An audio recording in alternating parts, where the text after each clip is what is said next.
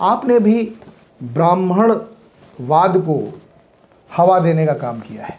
नहीं, ब्राह्मणवाद को तो हवा देने का काम नहीं किया और किसी जाति को हम हवा नहीं दे रहे। हम ये कह रहे हैं कि सभी जातियों का अपना गौरव है, अपनी प्रतिष्ठा है और सभी जातियों को और सभी व्यक्तियों को, हर नागरिक को संविधान में ये व्यवस्था दी गई है कि व्यक्तिगत रूप से भी उसको उत्कर्ष प्राप्त करना है और सामूहिक रूप से भी उत्कर्ष प्राप्त करना है। नहीं, ब्राह्मण और ठाकुर मानते ही हैं कि हम ऊंचे पे हैं। हम संविधान की बात कर रहे हैं ना।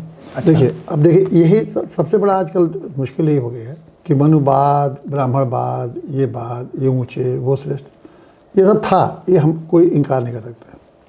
लेकिन जब संविधान बन गया ना, तो एक हम नए समाज की कल्पना हम लोगों ने किया। तो अब उन पुरानी बातें जैसी भी रही हों, एक तो उन बातों को आज की पीढ़ी जानती नहीं है क्या थी, पहले सुनती है लोगों से या चर्चा से। तो एक तो उसको इस बात को समझ में नहीं आता कि भाई जो हमारे सामने नहीं है तो वो न मेरी समस्या है और न मेरी सोच है, तो अननेसेसरी मेरे ऊपर क्यों लाद रहे हो। उसके सामने क्या है, संविधान, और संविधान में जातियों को ख़त्म नहीं किया गया है।